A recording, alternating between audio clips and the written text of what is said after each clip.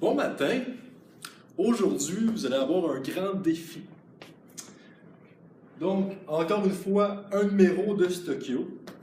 Et la question est, quel volume d'acide? Un acide, ça commence toujours par H. Donc, l'acide qu'on a, c'est celui-là. Quel volume il faut pour neutraliser 40 grammes de NaOH? NaOH, une molécule qui termine par OH, donc c'est une base. Ici, petite info, on connaît la masse molaire du NaOH de 40 grammes par mol. Donc, pour commencer, l'équation de neutralisation. Une base mélangée avec un acide, ça donne toujours un sel et de l'eau. Donc, avant de répondre à la question, il faut neutraliser, il faut balancer l'équation. Ici, ça va donner de l'eau. Et ça va donner un sel. Et là, c'est le premier challenge de la question. C'est vraiment pas évident. Le sel, on prend le métal de la base, Na. Ensuite, on va prendre le non-métal de l'acide, SO4. Donc, toute la partie à droite, qui n'est pas le H, c'est la partie non métallique. Donc, SO4. Sauf que, petit défi. NaOH, le sodium est dans la première colonne du tableau périodique. Il est plus 1, tandis que l'ion hydroxyde, il est toujours moins 1. Donc, ton sodium a une charge de plus 1. Le sulfate, soit que tu as appris par cœur les 6 ions polyatomiques, ou tu peux déduire que le sulfate a une charge de moins 2. Comment tu fais? Excellente question, mon cher. H2, tu as 2 fois plus 1. Donc, ton sulfate, c'est moins 2. Si la partie à droite, c'est moins 2, il faut que tu fasses un petit calcul mathématique. Une fille brillante ou un garçon brillant comme toi, tu vas déduire que il faut rajouter un indice au sodium. Là, ensuite, c'est rendu 2 fois plus 1, c'est rendu plus 2. Donc, ton sel a une charge neutre. Excellent, on peut continuer. Mais l'équation, avant de faire un calcul stoichiométrique, toujours vérifier si c'est balancé. Si c'est pas balancé, là, tu peux rien faire. Eh non! Donc, tu vérifies. SO4, il y en a un ici. Il y en a un ici. Tu as 2 fois du sodium. Il en faut 2 à gauche. Donc, tu mets 2 ici. Ben ouais. Comme ça.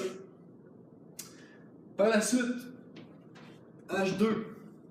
Ici, tu as 4 hydrogènes. Il faut 4 hydrogènes de ce côté-là. Et le tour est joué. Il y en a qui vont se demander, ouais, mais les oxygènes, tu n'as pas vérifié. Ouais. Ben, oh, relax. On va vérifier ça ensemble, champion. Donc, tu as 2 oxygènes. Tu as 4 oxygènes, ça fait 6.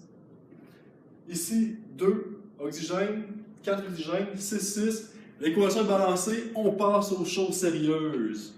Avec le fameux tableau magique. Qu'est-ce qu'on ferait sans ce tableau-là?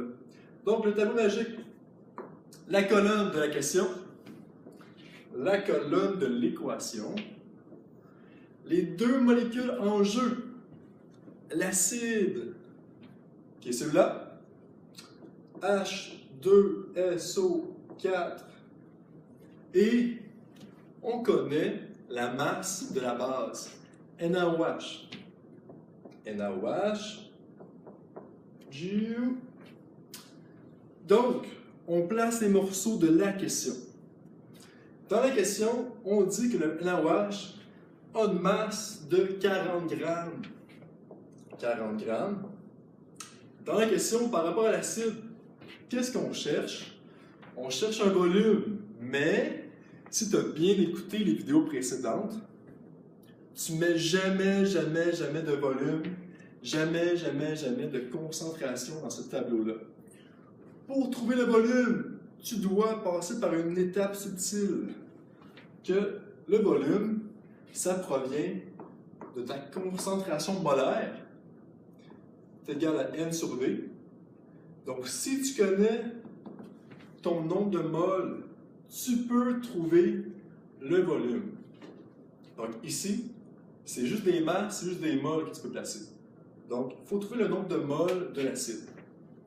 Mais dans la question, pour répondre à ça, on va toujours te préciser la concentration molaire de la molécule qui a un volume. Donc ici, par exemple, on va dire que la concentration molaire est de 2 moles par litre.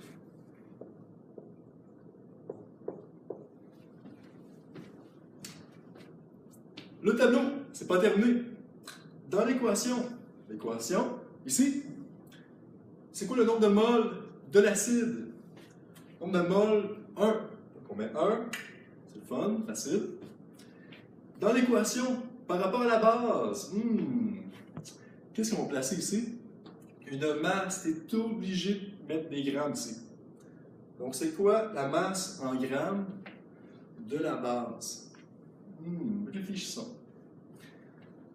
Pour trouver la masse, c'est le nombre de moles fois la masse molaire. Donc, on va faire un petit calcul. La masse en grammes, c'est le nombre de moles fois la masse molaire. Le nombre de moles dans l'équation, c'est 2. 2 moles. Ta masse molaire, on avait tout prévu. On l'a écrit ici. C'est 40 grammes par mol. N'oublie pas les unités de mesure essentielles.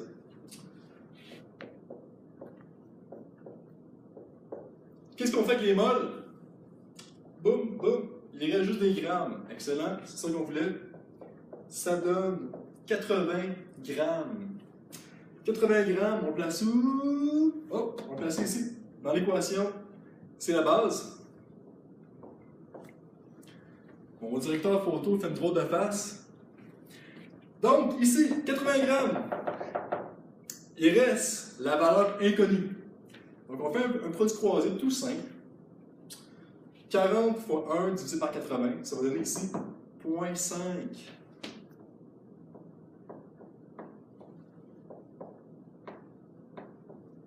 0,5 mol, mais ce n'est pas la réponse finale. Ça serait bien trop facile. Hein?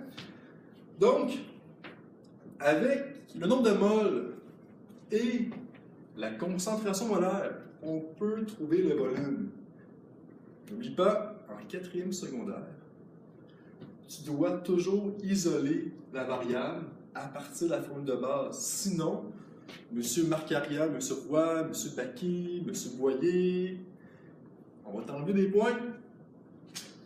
Donc, le volume, pour trouver le volume, c'est le nombre de moles divisé par la concentration molaire. Nombre de moles, y trouvé dans le tableau magique, 0,5 mol. La concentration molaire est donnée dans la question. 2 moles par litre. Qu'est-ce qu'on fait avec les moles? On les élimine. Yes. Il va rester des litres qu'on remonte en haut. Donc, la réponse finale, calcul mental de M. Boyer, le gros stress. 1/2 divisé par 2. Monsieur Desjardins, c'est quoi? 1/4, félicitations. Donc, ça donne 0,25 litres. Si tu es têteux, tu peux écrire 250 millilitres, mais tu n'es pas obligé. Bonne soirée, ciao!